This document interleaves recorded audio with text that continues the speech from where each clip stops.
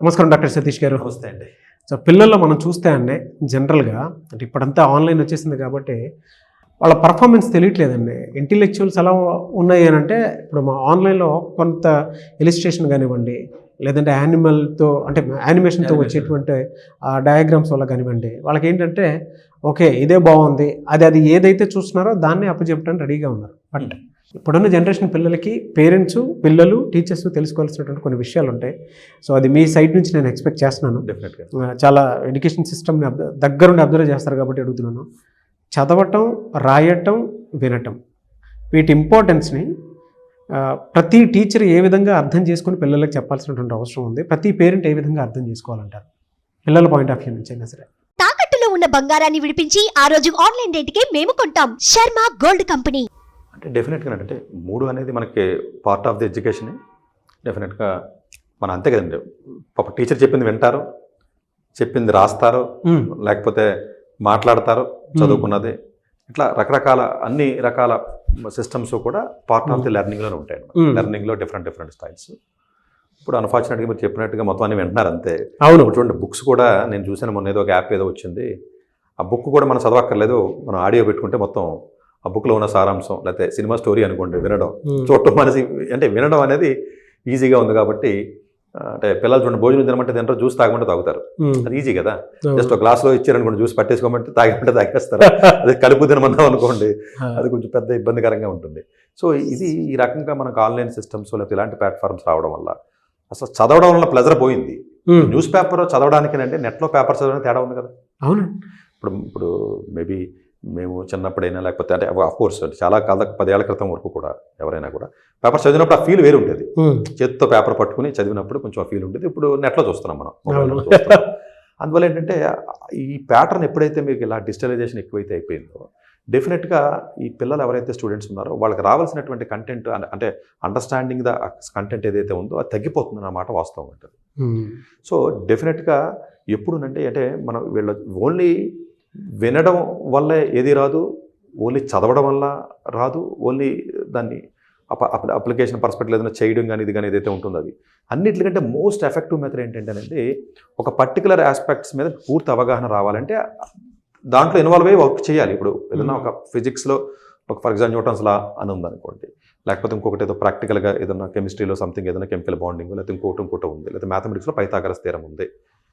అది చదవడం వల్ల రాదు.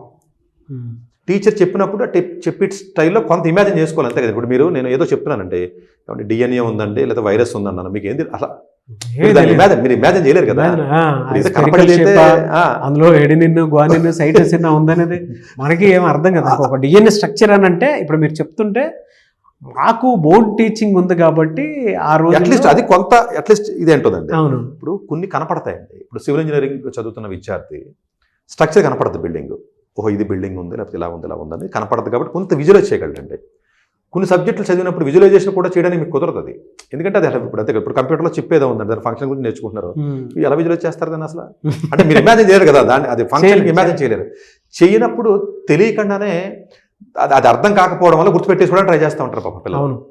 అంతే కదండి ఒకటి. రెండోది ఏంటంటే ఇది వరకు స్కూల్స్లో ప్రాక్టికల్ ల్యాబొరేటరీస్ ఉండి, ఇప్పుడు అన్ని అపార్ట్మెంట్స్లోకి స్కూల్స్ రావడం వల్ల అసలు physics, chemistry, biology laboratories 8th, 9th, 10th class పిల్లలు చేయడం మీరు ఎప్పుడైనా చూస్తున్నారా? ఇప్పుడు సిటీలో మనకి బోర్డు స్కూల్స్ ఉన్నాయి, సరే ఒక స్కూల్ అని కాదనుకోండి, ఎక్కడ కూడా ప్రాక్టికల్స్ ఎప్పుడైతే మీకు తగ్గిపోయినాయో వీళ్ళకి తెలియదు కదండి. ఇప్పుడు ఏదో కెమికల్ రియాక్షన్ అన్నారంటే ఆ రియాక్షన్ ఏంటన్నా తెలియాలి కదా.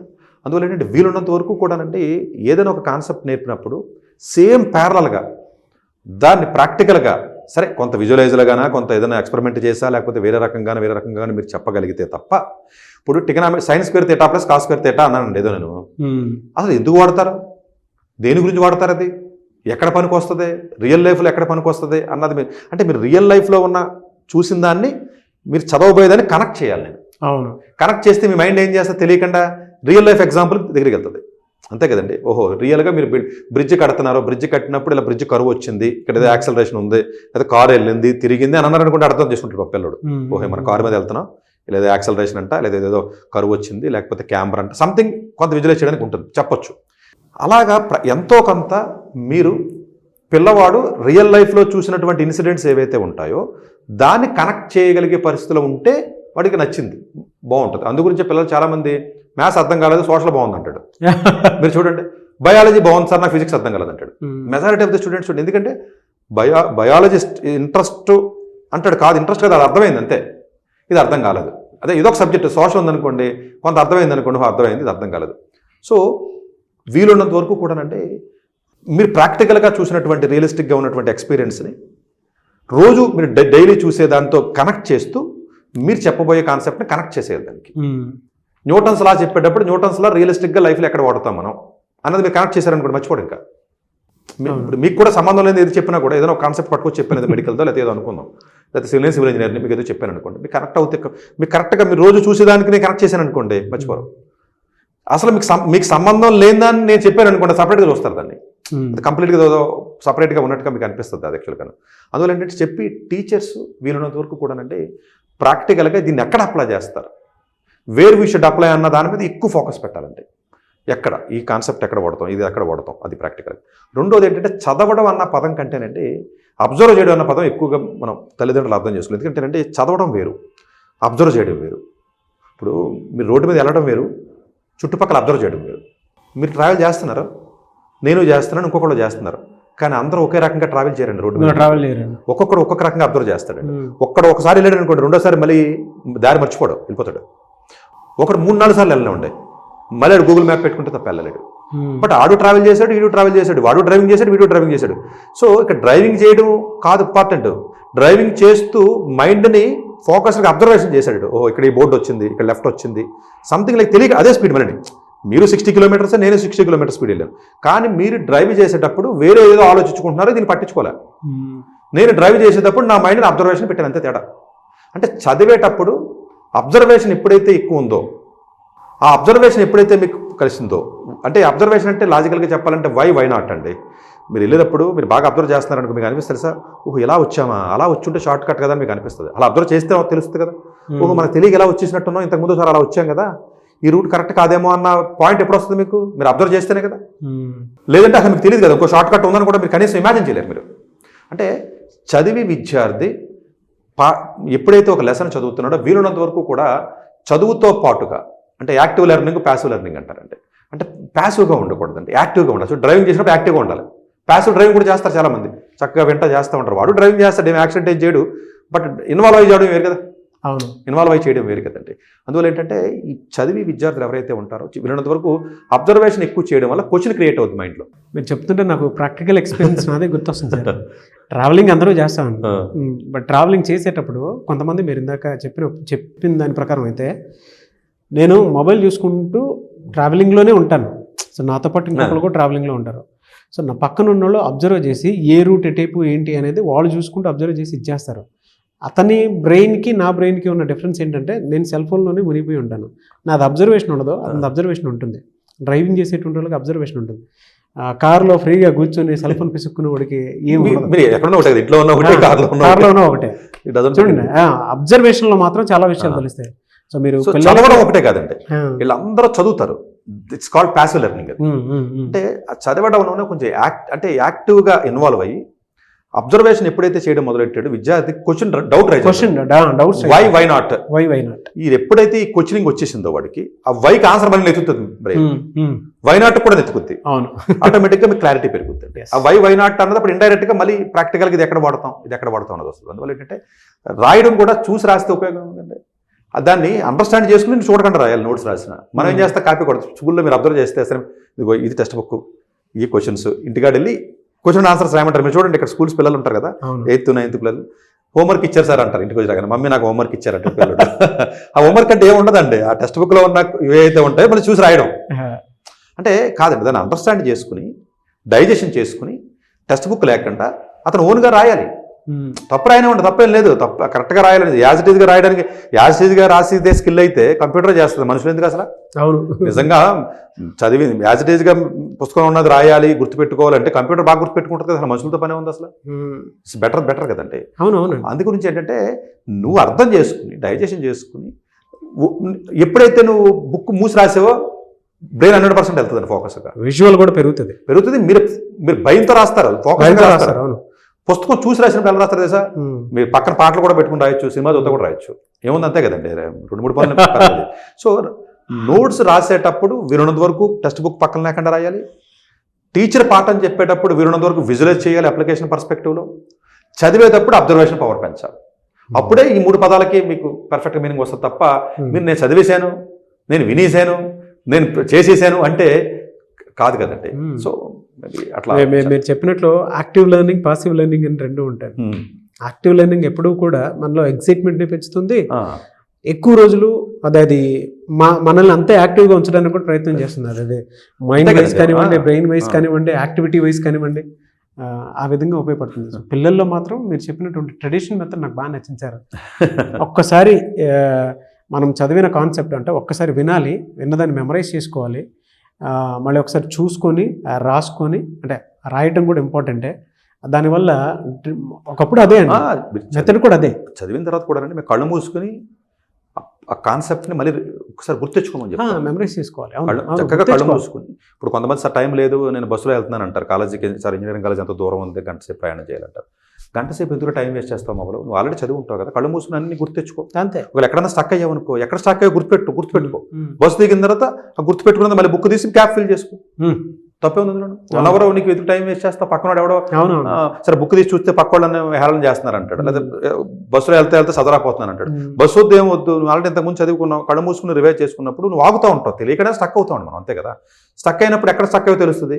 బస్సు దిగిన తర్వాత మళ్ళీ బుక్ ఓపెన్ చక్కగా చేసుకో. అంటే ఏదో ఒక, అంటే మీరు ఎప్పుడైతే ఆ లెర్నింగ్ లేకపోతే ఆ మైండ్ అంతే కదండి, మైండ్ మళ్ళీ దాన్ని రిట్రీవ్ చేసుకుంటుంది, మైండ్కి ఉన్న పవర్ అది. సో అలా చేసుకునే విధానం ఎప్పుడైతే వచ్చిందో అది పర్మనెంట్ మెమరీలోకి వెళ్తుంది. లేకపోతే తినేసి వామిటింగ్ చేసినట్టుగా మీరు టెంపరీ మెమరీలోకి వెళ్తుంది, అది ఉపయోగం లేదు కదండి. అవును. సో దాన్ని కొంచెం ఎక్కువ చదవడం వల్ల రాదండి, ఎక్కువ అబ్జర్వ్ చేసి దాన్ని అండర్స్టాండింగ్ చేసుకోగలిగితేనే మీకు అది నిలబడుతుంది. అవును. లేకపోతే సార్ మా అబ్బాయి 10 సార్లు చదివాడు, లేదా పొద్దున 6 కలిసి సాయంత్రం 10 దాకా కష్టపడుతున్నాడు అంటే ఎలా కష్టపడుతున్నాడు, అది కూడా ఇంపార్టెంటే కదా. అవును. అవును. ఓకే, 2 మనుషులు 1 గంట సేపు పని చేస్తారు, బట్ అవుట్కమ్ వేరు ఉంటుంది కదా. అవును. మీ దగ్గర 2 ఎంప్లాయీస్ ఉన్నారు, ఇద్దరినే కూర్చోబెట్టండి, 2 గంట చేశారు ఎడిటింగో లేకపోతే ఏదో అనుకుందాం, బట్ అవుట్కమ్ వేరు ఉంటుంది సార్. అవుట్కమ్ వేరు ఉంటుంది. సో ఇక్కడ కూడా అంతేనండి, అంటే it's not about the time. 3 ఏరియాస్లో ఒక పిల్లోడిని ఎలా డెవలప్ చేయొచ్చు అని అంటే ఈ ఒక్క వీడియో చూస్తే అర్థమవుతుందండి. అంటే సైకలాజికల్గా పేరెంట్స్ చూసినా సరే, టీచర్స్ చూసినా సరే, డెఫినెట్గా వాళ్ళకి ఒక ఐడియా అయితే వస్తుంది.